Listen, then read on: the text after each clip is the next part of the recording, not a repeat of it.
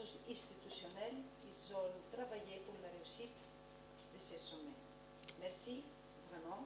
Et comme je vous ai dit, dans ces 2 jours, l'esprit de Yaoundé, c'était probablement aussi grâce à vous, à votre sagesse, à votre expérience, de nous guider tous à ce dialogue. Et je pense que c'est une réussite à vous, personnelle, et tout le gouvernement de votre pays. Merci beaucoup.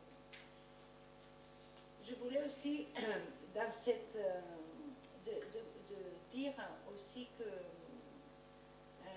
j'ai la chance de connaître la secrétaire générale dans une autre vie, peut-être quand j'étais au Parlement européen, et je profite de dire qu'on a porté à ça beaucoup de batailles dans le monde francophone, en commençant par les questions de santé des vaccins.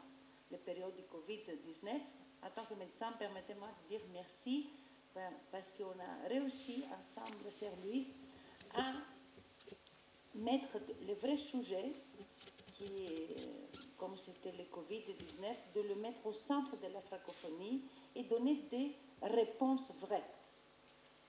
Et ensuite,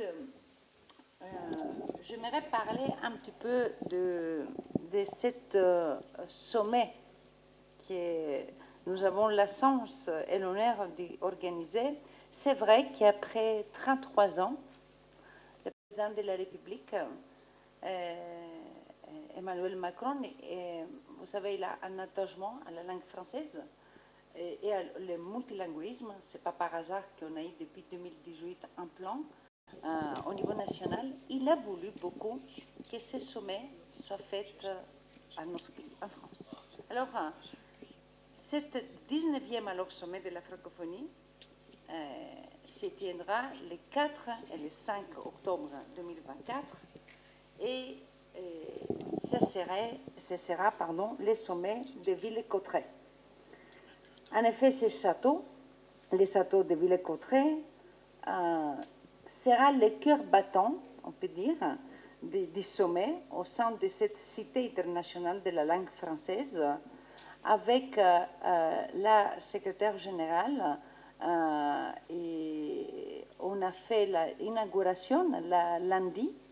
Et alors, ce château accueillera la 45e conférence ministérielle ainsi que la première partie du sommet le 4 octobre.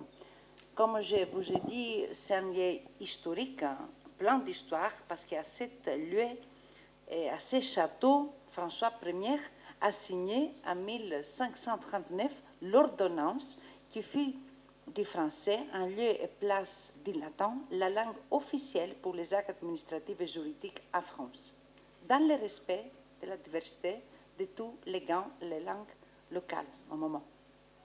Alors, aujourd'hui, cet lieu, c'est un lieu tendu vers l'avenir. C'est cité, comme on l'appelait, et pas musée, c'est une cité parce que c'est vivant. C'est une cité qui a la vocation à être enrichie par tous les membres de la famille francophone, dont il va profiter, si je peux dire, de cette diversité de l'expression. Un lieu à l'image de ce que nous voulons pour les sommets, mais aussi de cette francophonie. Alors, il est important alors pour nous que les chefs d'État, les gouvernements francophones puissent découvrir l'année prochaine le Villers-Cotterêts, mais ensuite le sommet va continuer à Paris cette fois, le 5 octobre 2024, pour la séance plénière, le huis clos, la séance de clôture et la conférence de presse.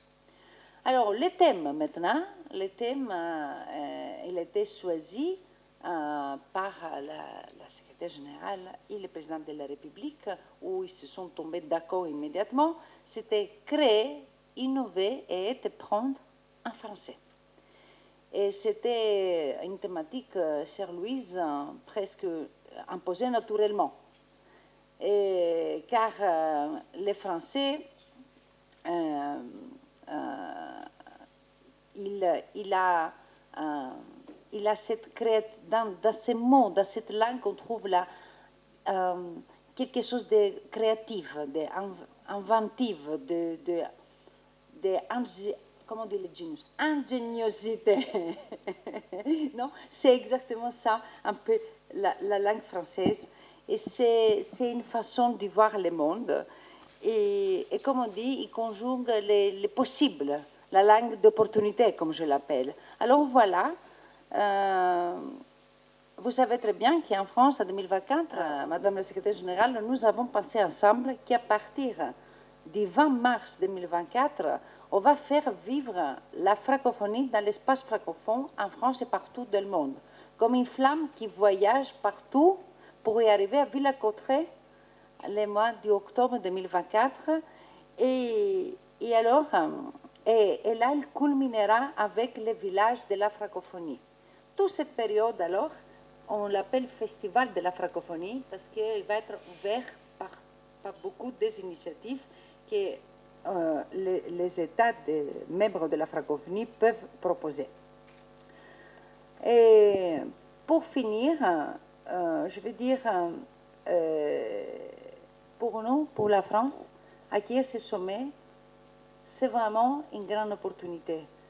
Et parce que je tiens à dire, Monsieur le ministre, merci. Merci à vous, merci à la Tunisie, merci à votre présidence et merci de ces 2 jours que j'ai la chance de travailler directement avec vous, pas seulement les équipes, de voir, comme vous avez dit, de se retrouver.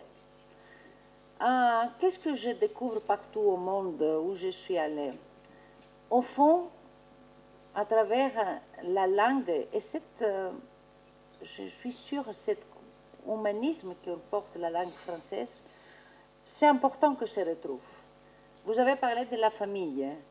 Aussi, dans les meilleures familles, il y a parfois des dialogues un peu plus forts, des ruptures. Mais la famille est la famille, c'est ça la force. Et je pense que, voilà, dans cet esprit alors de Yaoundé que je disais, nous nous sommes retrouvés dans notre diversité, parce que chacun de nous il a des histoires différentes, il ne faut pas négliger. Mais ça qui nous unit aujourd'hui, dans ce monde qui est en train de changer, comment cette famille, comment cette vision, comment on peut travailler pour que la francophonie puisse être un moteur pour ce 21e siècle. Moi, je vois, Sœur Louise, partout je veux envie de beaucoup de pays qui veulent rentrer dans notre famille. Ils veulent rentrer parce qu'ils voient qu'on contribue à ce monde d'une manière différente. Alors, voilà, je pense que nous avons une chance d'être cette belle famille. Merci beaucoup au Cameroun, merci beaucoup à la Tunisie pour le travail, merci beaucoup à l'OIF, ce secrétaire général, et on vous attend avec la secrétaire générale, on vous attend alors en France, à Villers-Cotterêts, en 2024, à octobre, les 4 et les 5 octobre. Merci.